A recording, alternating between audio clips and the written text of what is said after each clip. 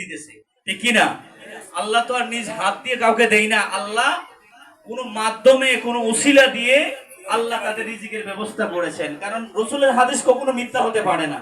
আমাদের আয়েশা বলেন, আল্লাহ রাসূল বলেন তাদের রিজিকের জিম্মাদারি আল্লাহ নিছে, আল্লাহ তাদের রিজিকের ব্যবস্থা করে দেয়। সুবহানাল্লাহ। তো আমরা আল্লাহর দরবারে শুকরিয়া আদায় করি, যেহেতু সময় অনেক কম সংকীর্ণ এবং ওনাদেরকে সবক দেওয়া হবে। তো মনে রাখবেন, তাদের সিনার মধ্যে আল্লাহর কোরআন ঢুকে যাবে, এইটা আমাদের জন্য সাক্ষী। এমনও হইতে পারে এই মজলিসটা হাশরের ময়দানে আমাদের জন্য নাজাতের জরিয়া হয়ে যাবে। সুবহানাল্লাহ বলেন।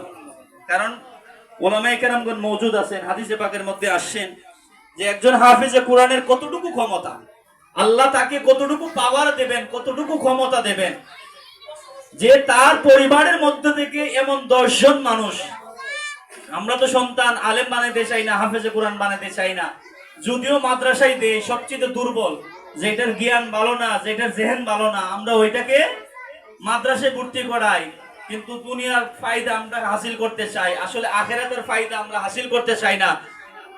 আল্লাহ রাসূল বলেন একজন হাফেজে কোরআনের এতটুকু ক্ষমতা আল্লাহ হাশরের ময়দানে দিবেন।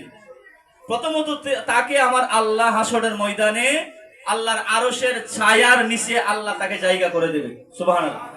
দ্বিতীয়ত তার পরিবারের মধ্য থেকে, তার আহেলের মধ্য থেকে এমন 10 জন ব্যক্তি, ইবনে মাজাহ সহ আরো অনেকগুলো হাদিসের কিতাবের মধ্যে আসে যে এমন 10 জন ব্যক্তি যাদের আমল নামার কারণে তারা জাহান্নামে যাবে।